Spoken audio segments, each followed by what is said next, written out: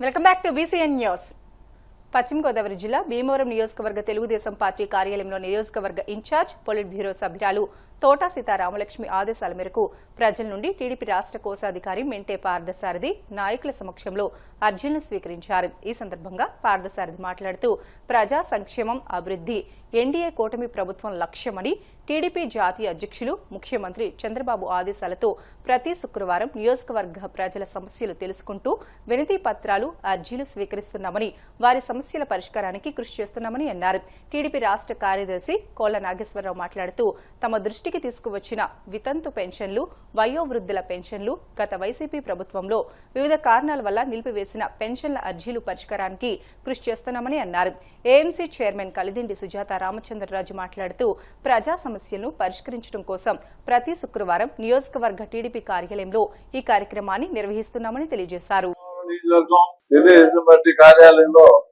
నియోజకవర్గ ఇన్ఛార్జి తోట సీతారామలక్ష్మి గారి యొక్క ఆధ్వర్యంలో ప్రతి శుక్రవారం కూడా గ్రీవెన్స్ సెల్ నిర్వహించడం జరుగుతుంది. ఈ రోజున సుమారు 125 మంది గ్రీవెన్స్ లో వారు అర్జీలు పెట్టుకోవడం జరిగింది. దీంట్లో ప్రధానంగా ఓల్డ్ ఏజ్ పెన్షన్స్, అలాగే విడో పెన్షన్స్, వికలాంగులు, డయాలసిస్ చేస్తున్నటువంటి పేషెంట్స్ కూడా వారి దరఖాస్తులు ఇవ్వడం జరిగింది. అతి ఫండ్ గురించి కూడా వైద్యం చేయించుకుని వారికి ఆర్థిక సహాయం అందించాలని చెప్పి సీఎం రిలీఫ్ ఫండ్ కూడా దరఖాస్తు పెట్టుకోవడం జరిగింది. రాష్ట్ర వ్యాప్తంగా 175 నియోజకవర్గాల్లో కూడా అన్ని శాసనసభ నియోజకవర్గాల్లో కూడా ఇన్ఛార్జీలు, అలాగే శాసనసభ్యులు ఈ గ్రీవెన్స్ సెల్ నిర్వహించి ప్రజల యొక్క సమస్యలు పరిష్కరించాలని చెప్పి జాతీయ తెలుగుదేశం పార్టీ అధ్యక్షులు, రాష్ట్ర ముఖ్యమంత్రి శ్రీ నారా చంద్రబాబు నాయుడు గారి ఆదేశాల మేరకు ఈ కార్యక్రమం నిర్వహించబడుతుంది. మరి ఎన్నికల ముందు ఏమైతే వాగ్దానాలు చేసామో అన్ని వాగ్దానాలు కూడా సంక్షేమ పథకాలను అన్నింటినీ కూడా అమలు చేయడం జరుగుతుంది. మరి ముఖ్యమంత్రి గారు ప్రతి శనివారం కూడా ఆయన రాష్ట్ర పార్టీ కార్యాలయంలో కూడా ప్రజల నుంచి ప్రజావేదిక ద్వారా అర్జీలు తీసుకోవడం కూడా జరుగుతుంది. ప్రజలకి ఇబ్బంది కలుపుకోకుండా మరి తోట సీతారామలక్ష్మి గారు వచ్చినటువంటి అర్జీదారులందరికీ కూడా భోజన సదుపాయాన్ని కూడా ఏర్పాటు చేసి వారికి ఏ విధమైనటువంటి ఇబ్బంది కలుపుకోకుండా మరి చూడడం జరుగుతుంది. అలాగే ఆఫీస్ స్టాఫ్ కూడా వచ్చిన అప్లికేషన్ అన్ని కూడా పరిశీలన చేసి అవన్నీ తదితర అధికారులకి పంపించి మీ త్వరితగతిని మీ యొక్క సమస్యలు పరిష్కరించడానికి అన్ని చర్యలు తీసుకున్నారు. కాబట్టి మీరు అందరూ కూడా త్వరలోనే పెన్షన్స్ కానీ, హౌసింగ్ కానీ, సీఎం రిలీఫ్ ఫండ్ కానీ అన్ని కూడా తొందరలో మీకు వచ్చే విధంగా అన్ని పనులు పూర్తి చేసి మీకు న్యాయం జరిగే విధంగా తెలుగుదేశం పార్టీ, జనసేన, బీజేపీ కూటమి ప్రభుత్వం సహకరిస్తుందని చెప్పి తెలియపరుస్తుంది. రాబోయే రోజుల్లో కూడా మరి కూటమి ప్రభుత్వం ఈ సమస్యలన్నీ పరిశీలించి అందరూ ఒకటి ఆలోచన చేయాలి. ఎందుకంటే ఈ పెన్షన్ విధానం అనేటప్పటికీ ఎప్పుడైతే 4,000 రూపాయలు పెన్షన్ పెట్టామో చాలా మంది ఎలిజిబిలిటీ ఉన్నారు కదా, ఎలిజిబిలిటీ లేని వారు కూడా దీనికి ఆశిస్తున్నారు. ఇవన్నీ కూడా రాష్ట్ర ప్రభుత్వం ఒక సర్వే చేస్తుంది. ఇవన్నీ త్వరలోనే కొత్త పెన్షన్ కూడా రిలీజ్ చేస్తుందని చెప్పి సందర్భం తెలియజేస్తున్నాం. అలాగే మనకు కూడా భీమవరం నియోజకవర్గంలో గతంలో 2014 నుంచి 19 వరకు ఉన్న పరిపాలన చేసినప్పుడు 8,330 మందికి కిట్ ఇల్లు ఇచ్చాం. ఆ రోజుల్లో 2,420 మందికి మనం గృహప్రవేశాలు చేసాం. తర్వాత వైసీపీ ప్రభుత్వం ఏం చేయలేదు. ఇప్పుడు మళ్ళీ 2,000 చిల్లర ఇల్లులు మళ్ళీ రెడీ అయినాయి. రాబోయే రోజుల్లో త్వరలోనే ఆ కార్యక్రమం కూడా రాష్ట్ర ప్రభుత్వం అందరికీ గృహప్రవేశాలు చేస్తారని చెప్పి సందర్భం తెలియజేస్తున్నాం. అన్ని కార్యక్రమాలు సూపర్ 6 అన్ని పథకాలను పెట్టాం. డ్రగ్స్ రహిత సమాజం మనందరి బాధ్యత అని, ప్రస్తుతం యువత డ్రగ్స్ పట్ల మక్కువ చూపుతూ జీవితం నాశనం చేసుకుంటున్నారని డీఎస్పీ రఘువీర్ విష్ణు అన్నారు. శ్రీ విజ్ఞాన వేదిక సహాయ సొసైటీ స్వచ్ఛంద సంస్థ ఆధ్వర్యంలో పశ్చిమ గోదావరి జిల్లా భీమవరం డీఎస్పీ కార్యాలయంలో డ్రగ్స్ రహిత సమాజ ప్రచార భేరీ బ్రోచర్ను డీఎస్పీ రఘువీర్ విష్ణు ఆవిష్కరించి మాట్లాడారు. నేటి యువత, ముఖ్యంగా విద్యార్థులు మత్తు పదార్థాలకు దూరంగా ఉండాలని, డ్రగ్స్ రహిత సమాజ నిర్మాణంలో ప్రతి ఒక్కరూ భాగస్వాములు కావాలని అన్నారు. డ్రగ్స్ అక్రమ రవాణా, విక్రయం లేదా వినియోగం చేస్తూ కనిపించినట్లయితే 1908 టోల్ ఫ్రీ నంబర్ లేదా డయల్ 100కు వెంటనే సమాచారం అందించాలని కోరారు. విద్యార్థి దశ జీవితానికి అత్యంత కీలకమైన పునాది అని, ఈ సమయంలో ఆకర్షణకు లోనై మత్తు పదార్థాల బారిన పడితే భవిష్యత్ అంధకారం అవుతుందని అన్నారు. ఇది ఆరోగ్యాన్ని మాత్రమే కాదు, కుటుంబాన్ని, కళలను కూడా నాశనం చేస్తుందని అన్నారు. కార్యక్రమ కన్వీనర్ చెరుకువాడ రంగసాయి, సహాయ సొసైటీ స్వచ్ఛంద సంస్థ వ్యవస్థాపకులు జేవల్ల సత్య సుధామ మాట్లాడుతూ భవిష్యత్ తరాల కోసం డ్రగ్స్ రహిత సమాజం నిర్మించడమే అందరి లక్ష్యమని, మత్తు పదార్థాలకు నేటి యువత దూరంగా ఉండాలని అన్నారు. మహాత్మా గాంధీ స్ఫూర్తితో మద్యరహిత సమాజాన్ని తయారు చేయాలని నిర్మిద్దామని సమాజంలో డ్రగ్స్ లేకుండా తరిమి కొడతామని ప్రతిజ్ఞ చేస్తున్నాము.